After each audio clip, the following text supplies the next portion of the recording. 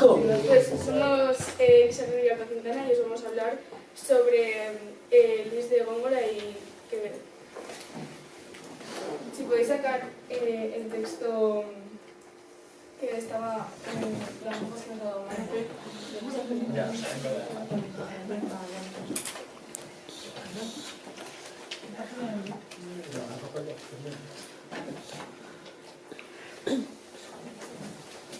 ¿Alguien se ofrece a leerlo?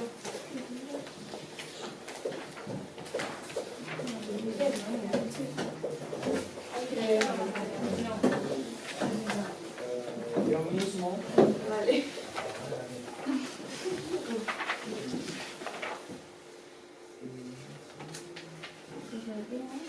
Lo puedes leer desde aquí. Vale. Ya te salva. En español no hay que no diga con mucha cortesía, que ya que vuestros pies son de elegía, que vuestras suavidades son de arrope. No imitaréis al enterenciano López, que al de Belefonte cada día, sobre zuecos y cómica poesía, se calza espuelas y le da un galope, con cuidado especial de vuestros antojos. Dicen que quieren traducir al ciego, no habiéndolo mirado vuestros ojos. Prestárselos un rato a mi ojo ciego, porque a la luz saque ciertos versos flojos, y le daréis cualquier revuesco luego. ¿Qué responde Górgora? Este cíclope no siciliano del microcosmo Gil, orbe postrero, tan antípoda faz, cuyo hemisferio zona divide en término italiano. Este círculo vivo en todo plano, este que, siendo solamente cero, le multiplica y parece entero, en todo buen abatista veneciano. El minoculo, así, más ciego oculto, el resquicio barbado de melenas, está encima del vicio y del insulto. Este, en quien no hay los pelos son sirenas, este es el culo, en Góngora hay un culto, que un bujarrón le conociera apenas.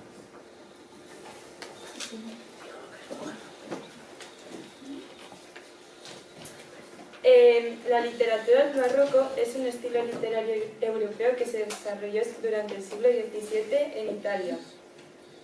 Se caracteriza por el triunfo de la ornamentación, que consiste en poner adornos para embellecer algo. Los juegos de palabras, la búsqueda de la emoción y el placer estético. A diferencia del Renacimiento, el barroco se caracteriza por la idea del desengaño y por el pesimismo. Las temáticas frecuentes en esta literatura son la vida como lucha, sueño, mentira y la fugacidad de los hechos humanos plasmadas en un estilo suntuoso y recargado. La literatura barroca hace uso de la adjetivación, el hiperbatón, la elipsis, la metáfora, la perífrasis, la antítesis y las alusiones mitológicas. Los rasgos principales son: el fin que se persigue es la sorpresa, el arte barroco está basado por el ingenio personal y original del artista, tiende a la desmesura o a la exageración, refleja falsedad del mundo visible por medio del tema del desengaño, y la naturalidad del barroco se basa en artificio y complicación. Vamos a hablar de Góngora.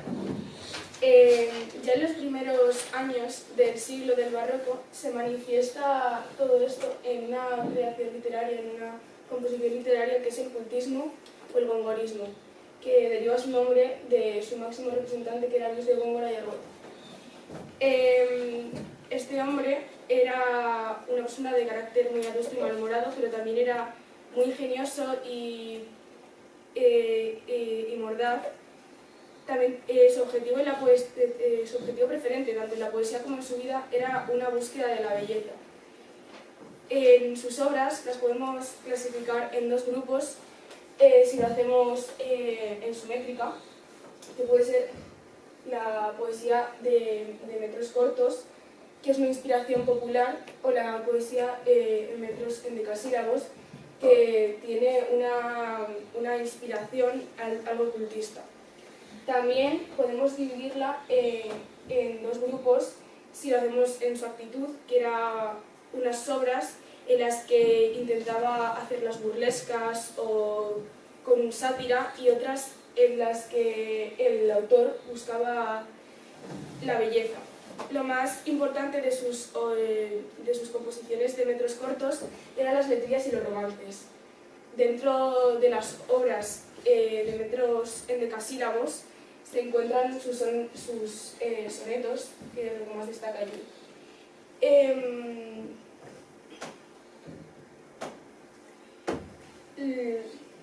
La perfección formal y la belleza de los efectos sensoriales que utilizaba Góngora lo convierte en muchas de sus obras en un romance nuevo o artístico, que fue un movimiento que emprendió con Lope de Vega.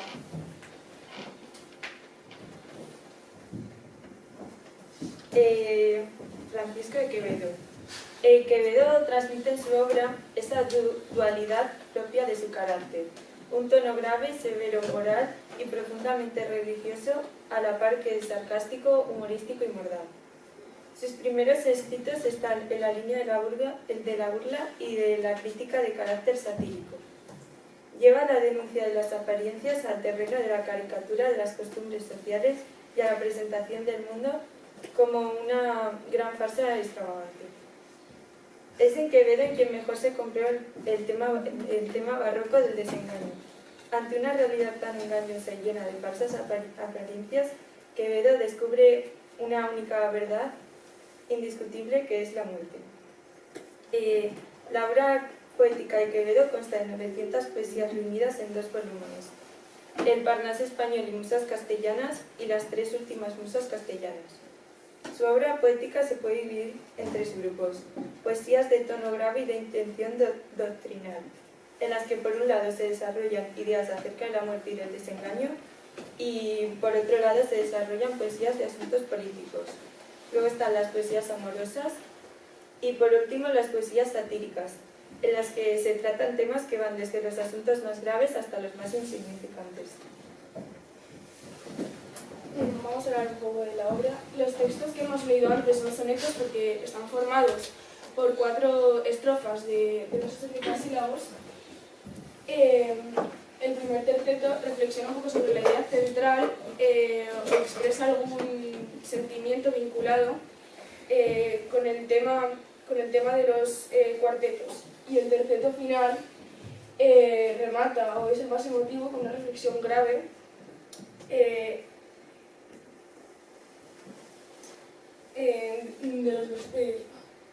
con una reflexión grave o con un sentimiento profundo, en ambos casos destacado por los dos anteriores. Esta obra trata un poco del odio que tenía Quevedo y Góngora, que era una lucha entre ellos dos. Luis de Góngora, Quevedo y Lope de Vega eran algunos de los nombres que sostenían la Edad de Oro, la poesía española. Las vidas de estos autores se cruzan en el barrio de las Letras, donde también estuvo Quevedo, y allí es donde empezó pues, toda su rivalidad y todo el odio que se tenían. Numerosos de los poemas de este autor y de estos autores son satíricos y burlescos en los sonetos, y bueno, los sonetos ya es donde trata sobre el amor y donde intenta expresar un poco sus sentimientos y los hace también a personajes ilustres, donde se encuentran las composiciones pues, más hermosas de los autores. El tema de esta obra es el enfrentamiento de Francisco de Quevedo y Luis de Góngora, y ahora os vamos a poner un vídeo.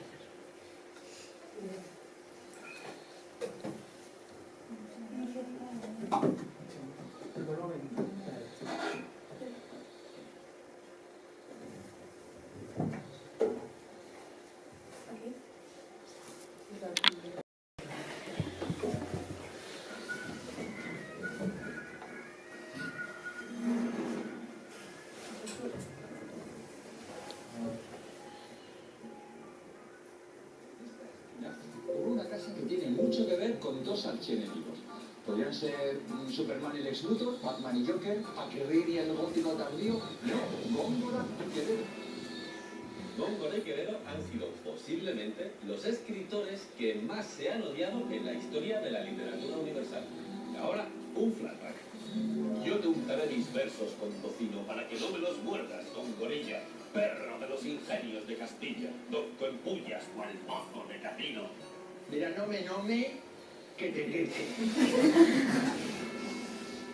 Pues así se pasaron la vida los tíos, para que luego digáis que la literatura es aburrida.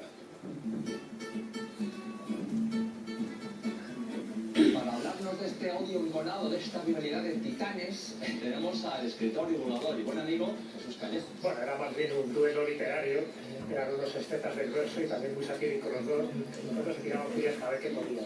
Eran dos visiones de la vida y de la forma de tocar la poesía. Y esa rivalidad no surge aquí en Madrid, ya surge en Valladolid cuando trasladan la corte en 1601. Ahí se juntan los poetas para llamar la atención. ¿Cómo llaman la atención? Pues atacándose unos a otros. En este caso, Góngora era una persona respetable, conocida, de hecho el primer poema, cuando publica Góngora, Quevedo tiene un año. Pero en Valladolid tenía que hacer méritos Quevedo. ¿Cómo hacía méritos Quevedo? Pues atacando un poco a sus congéneres, en este caso a sus colegas literarios. Y uno que era fácilmente atacable era, pues en fin, un presbítero portugués, Luis de Góngora, mayorcito, cuyos versos no encajaban en el concepto filosófico y poético que quería Quevedo. Quevedo era conceptista, por tanto, mucho más conciso, donde lo bueno si breve, dos veces bueno, y sin embargo Góngora era más culturalista, le gustaba mucho el hipérbato, le gustaba mucho las florituras literarias, el latín, el griego, la enemistad siempre siendo literaria al principio, cuando estaban en Madrid. Cuando ya estaban en Madrid, no se cuidaron de ningún tipo de reparo lingüístico a la hora de lanzarse dardos. Góngora decía de Quevedo que era Francisco de Quevedo, es lo que bebía en las tabernas. Y sin embargo, Quevedo le lanzaba a Góngora el peor insulto que se podía lanzar en el siglo de oro. Era judío. Él decía que iba a untar sus versos de tocino para que él no los mordiera, gongoritas. Eso sí que molestó muchísimo. ¿Por qué? Porque era un insulto directo que si los llega a publicar en pie y sin tener la Inquisición, Góngora hubiera tenido un problema muy gordo. Ahora sí, tuvo un problema gordo porque el desahucio más sonado del momento fue el que ocurrió en esta casa que hacía los respaldos. ¿Por qué? Góngora era una persona que ganó mucho dinero, pero también dilapidó mucho dinero. Tiene que vender su casa y alquila esta. Quevedo, cuando se entera que está viviendo en alquiler, él compra la vivienda y con el bicho dentro. ¿Quién era el bicho dentro que había en aquella época? Luis de Góngora. Así que aprovechó el primer impago de Góngora para desahuciarlo. Y no solo se queda en eso, sino que el propio Quevedo se personifica aquí para limpiar la vivienda, para desinfectarla y para desgongorizarla. De alguna forma, para que no hubiera ningún tipo de influencia de energía de su enemigo más acérrimo, que era Luis de Góngora. Fíjate que Góngora en aquel momento tenía 64 años, estaba enfermo, prácticamente estaba perdiendo la memoria, y él se tiene que ir de aquí para irse a Córdoba y allí morir totalmente arruinado, abandonado y olvidado por sus amigos.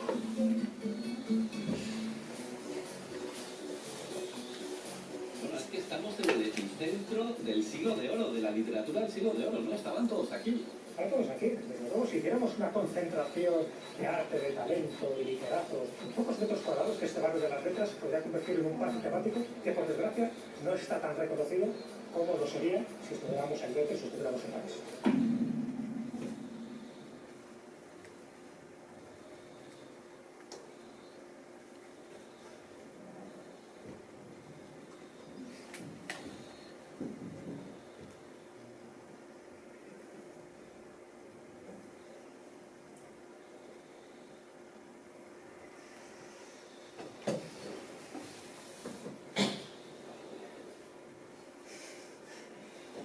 Sí, ya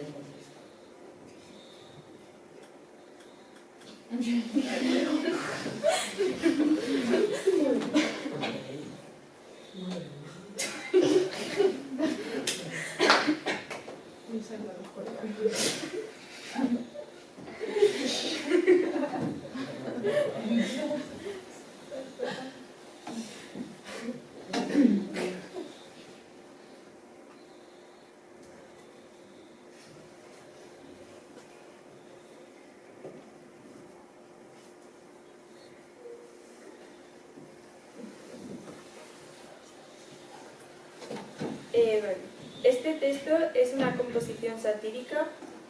La sátira es un género literario que expresa indignación hacia alguien o algo, con propósito moralizador, lúdico o meramente burlesco. Se puede escribir en prosa, verso o alternando ambas formas, lo que se llama sátira menipea. Se inspira en la poesía yámbica griega y se desarrolló sobre todo en la literatura latina. Está compuesto por 14 versos de 11 sílabas con rima consonante, y su esquema es 11A, 11B, 11B, 11A, 11A, 11B, 11B, 11A, 11C, 11D, 11C, 11D, 10C y 11D. Bueno, este poema se puede dividir en 4 partes. En la primera, que va del verso 1 al 5, se describe el culo con ejemplos o con términos como puede ser el del cíclope, que era un ser de la mitología que solamente tenía un ojo. También utiliza la palabra hemisferio o orbe postero, que significa que es el último agujero, el último mundo. Y también es como una zona que divide en término italiano para decir a la separación que hay entre las dos nalgas. Luego, en la segunda parte, del verso 6 al 9, dice que todos los objetos que van a ser aplastados por el culo, que acaban siendo aplastados por el culo, acaban divididos en muchas partes. El miroculo, más ciego bulto, que quiere decir que aunque el ano o el culo tenga un ojo, siga siendo ciego. Y en la tercera parte, que es del verso 10 al 12, se describe los pedos, o sea, se describe el culo como un vicio y los pedos como la belleza de una sirena. En la cuarta parte y última parte del verso 13 al 12 dice que así es como Góngora describía el culo, y en el último verso se dirige a Góngora como bujarrón. ¿Quieres dibujar?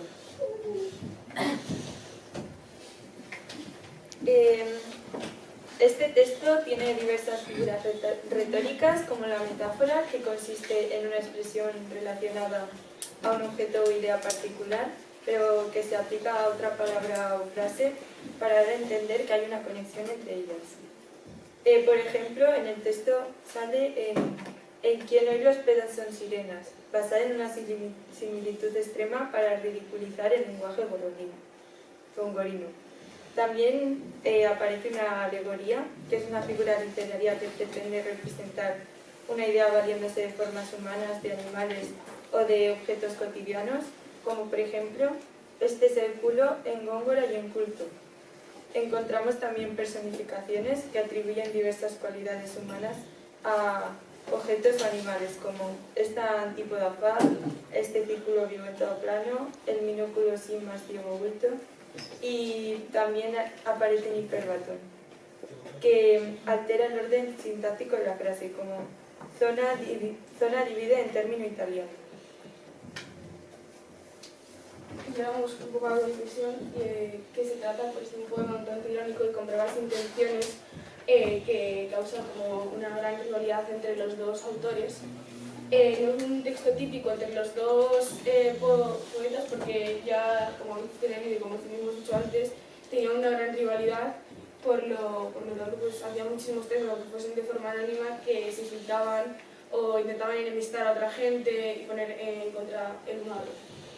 En el barroco se supone una intensificación de las características del arte grecolatino, imitando y desarrollando el Renacimiento, y a la vez haciendo una recreación más realista y más pesimista del